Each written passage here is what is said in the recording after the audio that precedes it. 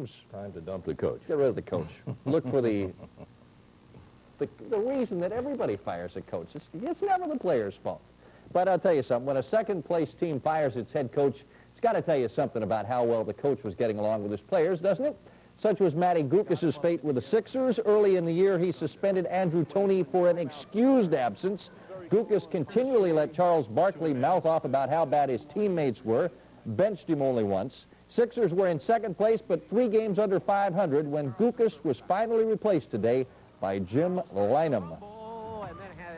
Unfortunately, in this coaching profession, I think most coaches are viewed by how hard that team plays. And in the last few weeks, I cannot honestly say that every single effort was really hard. 76ers owners Harold Katz, that is the Air Jordan All-Star game yesterday in Chicago. Jordan blocks to Alec English. Wow.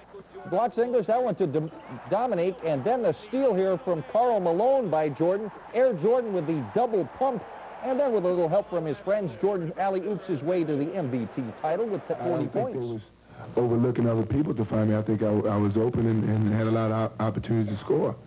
But you know, it was great to see that they was concerned in terms of me playing at home and wanted me to do well. A spectacular day for Jordan. Actually, just an ordinary day for him. He has them like that all the time. Now, what the heck is going on at Daytona, you ask? They put this restrictor plate on the carburetors, and everybody's slowing down. But after yesterday's Busch Clash, Jerry Johnson's convinced that's not all bad.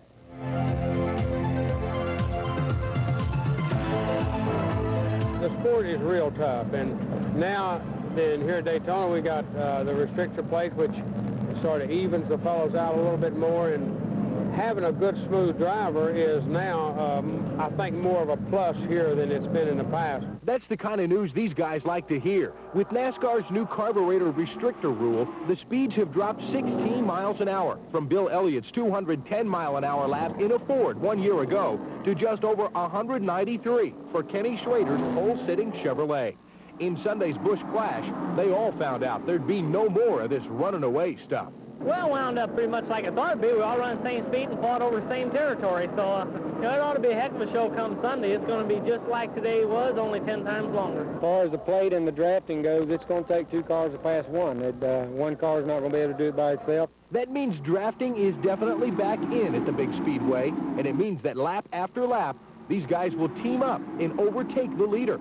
Busch Clash pole sitter Jeff Bodine can tell you about that firsthand. Partners teaming up, you can pass the guy in front. That's kind of what happened to me. I was in front and everyone ganged up and went by. Now we really know that the Chevrolets are tough, and they're going to be tough in the 500 and in the qualifying races. Well, I was pretty much pleased. You know, we're still lacking some, and, you know, we'll continue to work through the 125s and on toward the 500, but, you know, still all in all, it's the same old stuff. You know, you got guys you got to outrun, and that's just the way it is. Everybody fighting for the same territory all at once. Everybody wants to win, and only one person can do that. From the Daytona International Speedway, Jerry Johnson, Action Sports.